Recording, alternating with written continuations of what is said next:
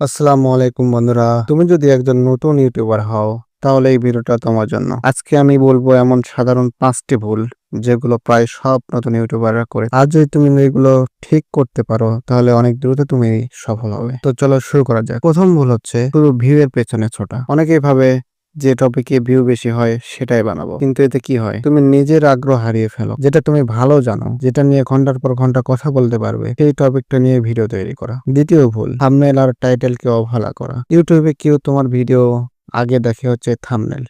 Thumbnail যদি তোমার ভালো না হয় তাহলে সেই ভিডিওতে কেউ ক্লিক করবে না। ভিডিও মেকিং এর পাশাপাশি তোমার থাম্বনেলের দিকেও নজর দিতে হবে। ভিডিওর কোয়ালিটিতে গুরুত্ব না দেওয়া। অনেকেই ভাবে ভিডিও করলাম আর ছেড়ে দিলাম, এমনি এমনি ভিউ হয়ে যাবে, কিন্তু না, এমনটা না। ভিডিওর পাশাপাশি তোমার ভিডিওর কোয়ালিটিটা মিনিমাম 720 বা 1080 রাখতে হবে। চতুর্থ ভুল, নিয়মিত ভিডিও না দেওয়া। অনেকে শুরুতে উৎসাহিত হয়ে কয়েকটা ভিডিও দেয়, তারপর একদিনে অনেকগুলো ভিডিও ছাড়ে, তারপর কিছুদিন গ্যাপ দেয়, আস্তে আস্তে গ্যাপ দিয়ে ভিডিও ছাড়ে, এরূপ ছাড়তে ছাড়তে অনেকদিন পর পর ভিডিও ছাড়ে। এরূপ করলে হবে না, নিয়মিত ভিডিও আপলোড করতে হবে। পঞ্চম এবং খুব গুরুত্বপূর্ণ ভুল, অ্যানালিটিক্স না দেখা। তুমি কিভাবে বুঝবে তোমার কোন ভিডিও ভালো করছে বা কোনটা কাজ করছে না? এটার উত্তর লুকিয়ে আছে তোমার ইউটিউব অ্যানালিটিক্স। কোন ভিডিওতে বেশি ওয়াচ টাইম, কার মাধ্যমে সাবস্ক্রাইবার বেশি গেইন করছো, এসব নিয়ে হচ্ছে বিশ্লেষণ করা। কারণ তোমার যেই ভিডিওতে বেশি সাবস্ক্রাইবার আসবে, বেশি ভিউ আসবে, ওই টপিকটা নিয়ে ভিডিও তৈরি করা। এই 5টা ভুল যদি তুমি এড়িয়ে চলতে পারো তাহলে